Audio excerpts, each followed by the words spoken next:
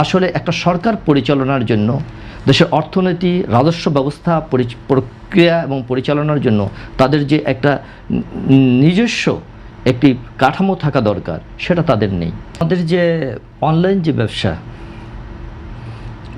এটা কিন্তু অনানুষ্ঠানিক ব্যবসা ছিল এবং অনানুষ্ঠানিক খাতের যে উদ্যোক্তারা সেটাই অনলাইনের মাধ্যমে এই ব্যবসাটা শুরু করেছে। এটা এখন ডিজিটালাইজেশনের মাধ্যমে এখানে কর রেয়াত ছিল 15%, এখন সেটাকে 5%-এ এই বাজেটে সরকার নিয়ে এসেছে। এক্সট্রিম মশার কয়েল প্ল্যান্ট ফাইবার দিয়ে তৈরি, তাই সহজে ভাঙে না, সুগন্ধিযুক্ত ও নিরবিচ্ছিন্নভাবে জ্বলে। ডেঙ্গু, চিকুনগুনিয়া বাহি সহ যে কোনো মশার বিরুদ্ধে দেয় এক্সট্রিম সুরক্ষা। যে তারা চাচ্ছে যে বিভিন্ন খাতে এই টাকাটা না গিয়ে দেশের সরকার এভাবে এই কাজটা করুক। আমাদের দেশে আমরা যদি ডিজিটালাইজেশন করতে যাই, তাহলে আমাদের যে প্রথম এবং বড় সংকট হচ্ছে সেটা হচ্ছে আমাদের প্রশাসনিক সংকট এবং রাজনৈতিক অভিজ্ঞতার অভাব।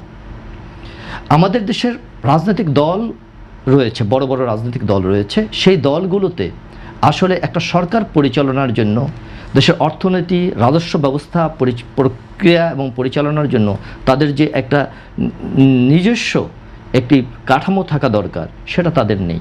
সেই কাঠামো থাকলে সেখানে তারা ওয়ার্ক করতে পারে এবং সেই ওয়ার্কিংয়ের মাধ্যমে তারা সরকারের কাছে উপস্থাপন করতে পারে। এবং আমলারা যেমন এনবিআর, এই যে টোটাল প্রক্রিয়ার সাথে যুক্ত, এনবিআরের চিন্তা ভাবনাই কিন্তু সরকারকে প্রতিফলিত করতে হচ্ছে বাজেটে, তাদের বিভিন্ন সামাজিক ও অর্থনৈতিক দৃষ্টিভঙ্গির মাধ্যমে। সরকারের কোনো চিন্তাভাবনা এখানে নতুন করে প্রতিফলিত হয় না।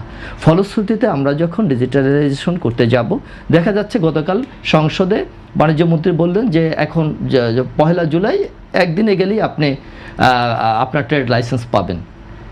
কিন্তু দীর্ঘদিন যাবৎ আমরা বলে আসছি, আমরা একটা ইউনিক বিজনেস আইডেন্টিফিকেশন নাম্বার চাই।